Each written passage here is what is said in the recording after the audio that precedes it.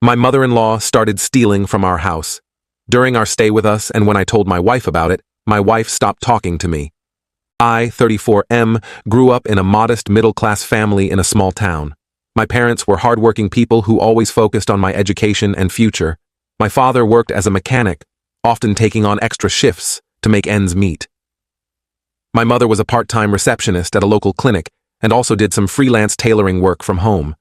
They weren't wealthy by any means, but they made sure I never lacked anything essential. From a young age, my parents filled in me the value of hard work and dedication.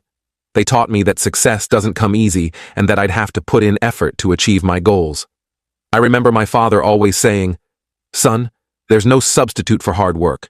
If you want something, you've got to earn it." Despite not having much, my parents always found a way to support my education. They bought me books, paid for extra tuition when I needed it, and even saved up to buy me a second-hand computer when I started high school. Their dedication to my future was untiring, and it motivated me to study hard and make them proud. Their sacrifices paid off.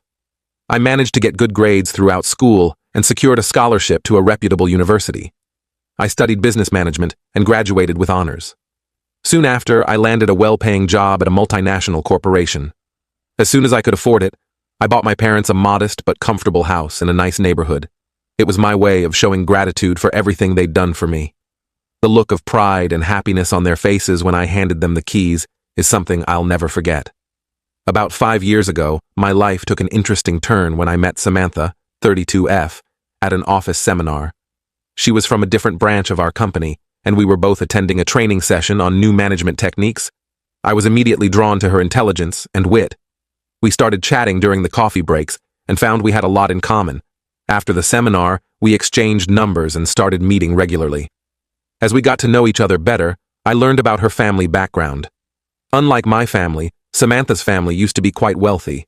Her father had owned a successful real estate business, and they had lived in a large house in an upscale neighborhood.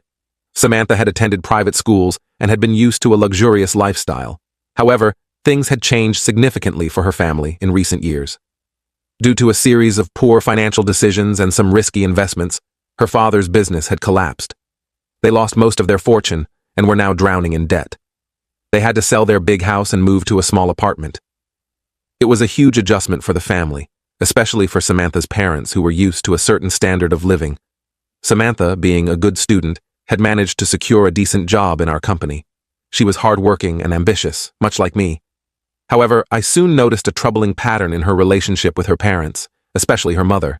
Her parents, unable to accept their reduced circumstances, constantly pressured